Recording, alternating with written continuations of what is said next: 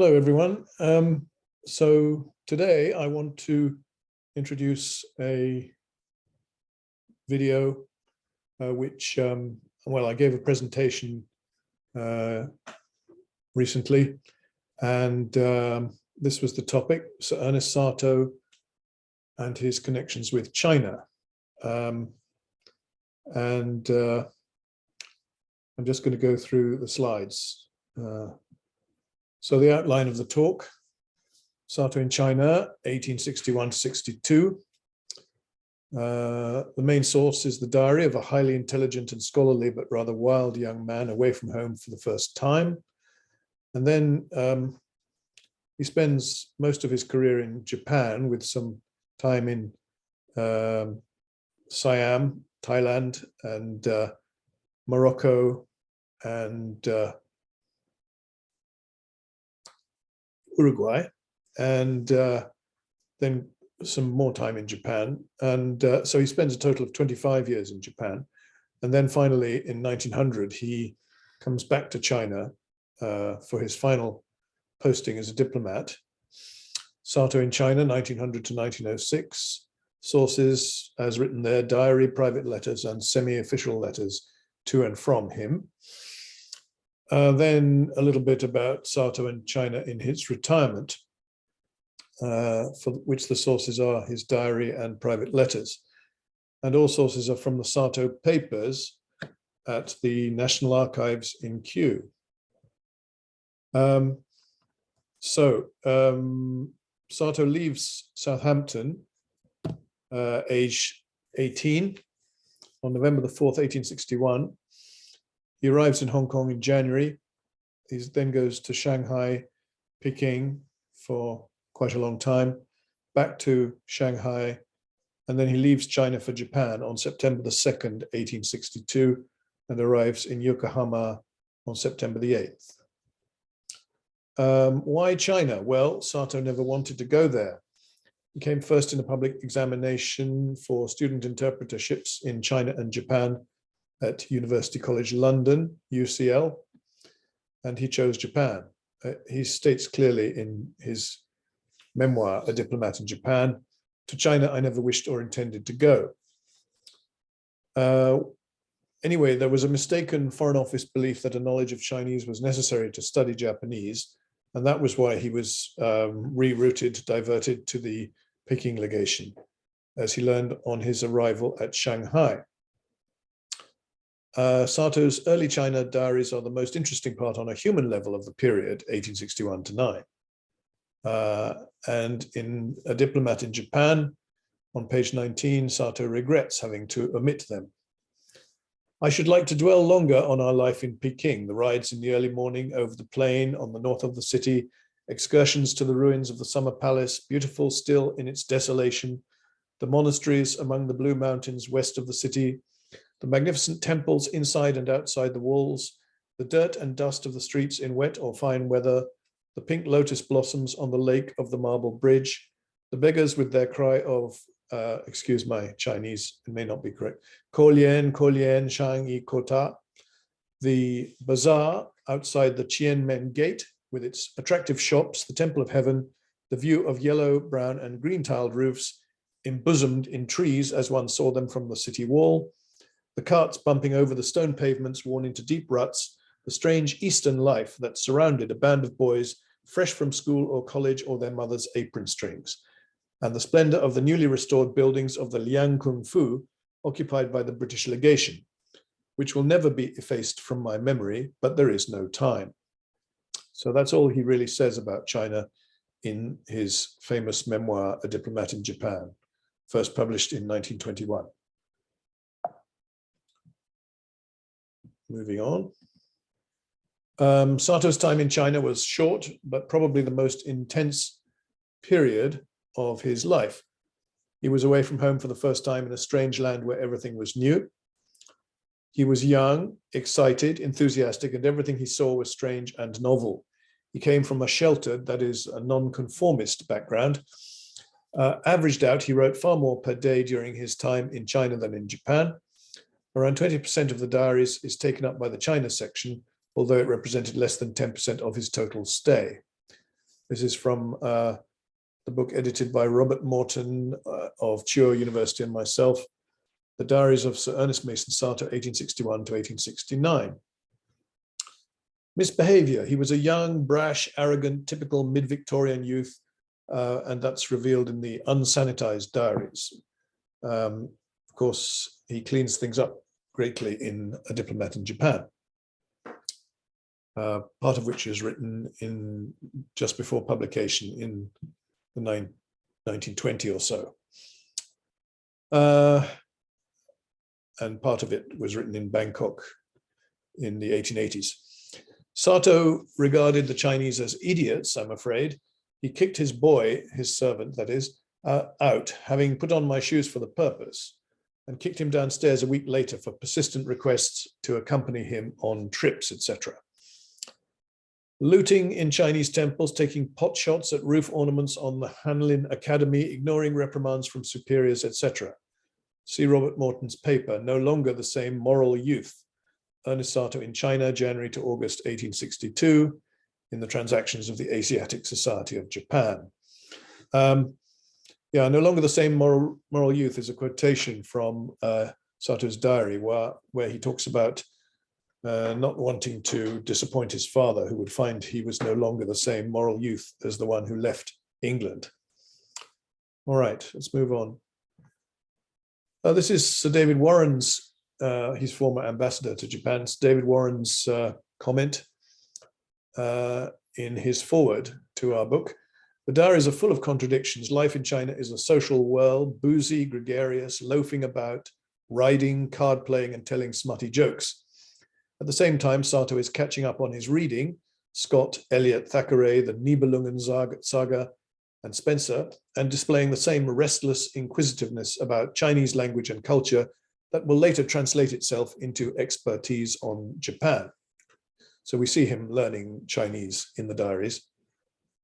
For every entry that reads like Lupin Puta in the Diary of a Nobody, after a night on the tiles, for example, he was very screwed and talked all sorts of bosh, he confides about a colleague in April 1862, while adding, next day, of course, he declared that he had been as sober as a judge the night before. We find elsewhere the germ of Satow, the scholar and intellectual. Skipping to 1900, this is Satow in 1900 on the left, before leaving for China in the Illustrated London News, and then there he is on leave in London in 1903. I like these two photographs, especially the one on the right.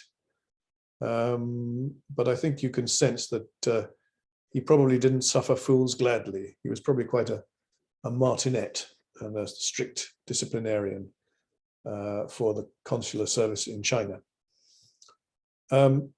All right, and this is a letter from Satow to Frederick Victor Dickens on the 17th of March, 1901, a friend from Japan days who later became registrar of the University of London, also a Japanologist of some note. So Satow writes, Peking does not approve upon acquaintance. There was little or no rain last summer, and the dust at all times bad is more than usually plentiful. So one seldom goes outside the legation compound, which, thanks to the events of the past summer, that's the siege of the legation quarter during the Boxer Rebellion, is now as large as one could possibly wish. A city deserted by its government, occupied by foreign troops of every nationality, and disfigured by ruined buildings and piles of brickbats, could never be an agreeable place of residence. I hope my stay here will not be prolonged, though I cannot say I have any prospect of getting away. The negotiations are very tedious, owing to the necessity of consulting so many colleagues and governments, and those portions which have to be arranged in Europe do not seem to get themselves settled a whit more expeditiously, should that be expeditiously, than what we have to determine on the spot. He continues, spring is now beginning, and I am looking forward eagerly to the signs of opening vegetation that I may know what are the trees and shrubs I have been living amongst for the past 5 months.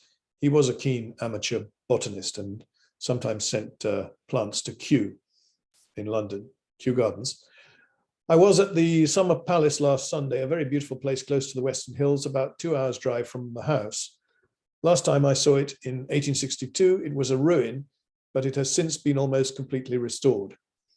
Chirol, that's Ignatius Valentine Chirol of the Times, is here just now and will doubtless write some more of his interesting and intelligent letters. Yours ever, Ernest Satow. And that's from my Sir Ernest Satow's Private Letters, Volume 1, Letters to William George Aston and Frederick Victor Dickens, from the Kindle edition. Well, here are a couple of here's one photograph actually, with a close-up. Satow and his staff at the legation in Peking. So we've got C.W. Campbell on the left, Dr. Poole, the medical officer of the legation, two officers of the legation guard, mayors, and then Colonel Brown, the military attaché, Satow himself, Reverend Frank Norris, and Reginald Tower, the secretary of legation. Let's move on. You can see the rather fine diplomatic uniform for which he had an allowance. Moving on, we've got Viceroy Chang Chi-tung. That's how Satow wrote his name. I think it's probably Zhang Jidong in modern Chinese, on board HMS Eclipse on the 27th of November 1902 off Nanking. So Satow's there with his staff. Three members of his staff, and then there are, I think, there's there's an admiral here, and then there's Chang Chi-tung with his two Chinese interpreters. Chang Chi-tung was at the time a governor of a Chinese province. Okay, so this is the most recent publication I have published through Amazon. In Kindle, paperback, and hardcover formats. So volume 1, these are correspondence of Sir Ernest Satow. Volume 1, letters from the Foreign Office, legation staff, and Sir James Mackay, War Office and Office of Works. Then 2 and 3, volumes 2 and 3, letters from consulates throughout China, listed alphabetically from Amoy to Yunnan Fu. Volume 4, letters from Vice Consul E.C. Wilton, who was quite an interesting character, and I think went to Tibet and India. Later achieved quite a good promotion, I think, possibly became an ambassador, I'm not quite sure. Supreme Court Chief Justice H.S. Wilkinson, and his son, the Claims Commissioner H.P. Wilkinson. British diplomats elsewhere, colonial and Indian authorities and military authorities. Volume 5, we've got letters from naval authorities, Chinese authorities, foreign representatives in Peking, in French and German and English, I think. Inspector General of Imperial Maritime Customs, Sir Robert Hart, and miscellaneous. Hart's writing is a little bit hard to read. He was accused by Satow of senile vanity at one point. And then miscellaneous letters, memoranda, and Her Majesty's Commission. It's Queen Victoria's commission to Satow. And this is checking the mentions of Hong Kong, Shanghai, and Peking in the volumes. And you can see Peking, of course, is much more frequent than the other two.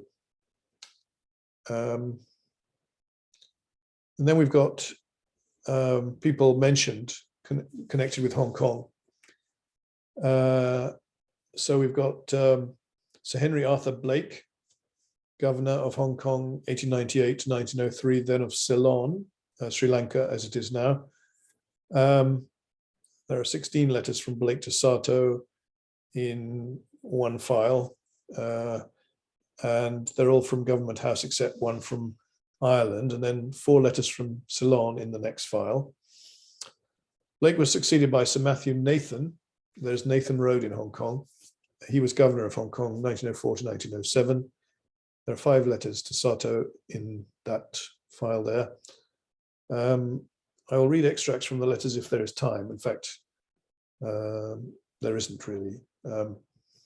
Okay, Satow in Hong Kong. On November the 5th, 1901, Sir Henry Blake took me up the funicular railway to the Peak. We had a short walk overlooking the harbour and the contemplated reclamations. And on the 9th and 11th, he met Sir James Mackay, Special Commissioner and Plenipotentiary, expressed the opinion that leak-in is the really difficult point in the negotiations. That's a kind of local tax, Chinese tax. And then in 1903, on August the 6th, he meets the Committee of the Chamber of Commerce, S.A. Hewitt, Lord Dixon, Smith and Wood, and he has dinner with Bishop Hoare of Hong Kong. And then on the 8th, he has Sir Paul Chater to lunch. There is Chater Gardens now in Hong Kong, I understand. He was Armenian by birth, but one of the most enterprising capitalists in Hong Kong. And in 1904 to 6, Satow did not visit Hong Kong. He returned to Britain in 1906 for the last time, well, to his retirement, via Shanghai, Japan, and the US. And just a note about how many times Hong Kong is mentioned in the diaries.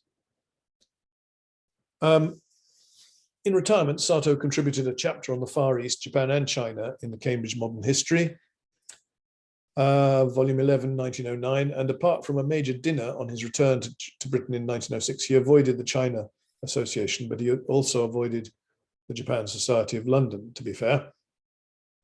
He also avoided controversial topics or kept quiet about his views. For example, strong opposition to votes for women, and the Far East was highly controversial. British mercantile opinion was strongly anti-Japanese at this time in the 1900s and had powerful support in the City of London. Important newspapers like the Times were much divided. Satow's diary suggests that he steered clear of these issues on which he may well have had strong views. That's from Professor Ian Nish's forward to my diaries, which I annotated, edited, transcribed and annotated for 1906 to 1911.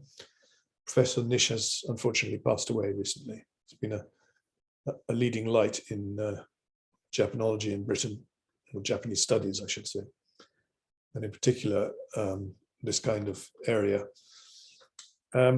He did, this is Satow, did champion the work of missionaries in China and Africa and supported the China Inland Mission.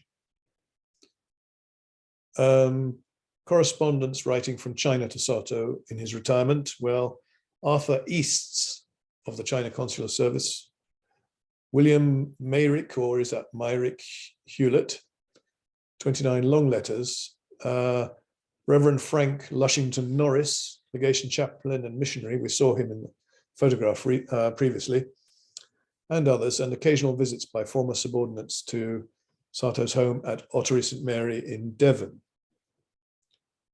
And here is a photograph of the China Association dinner at the Hotel Metropole, the Whitehall Rooms, November 6, 1906.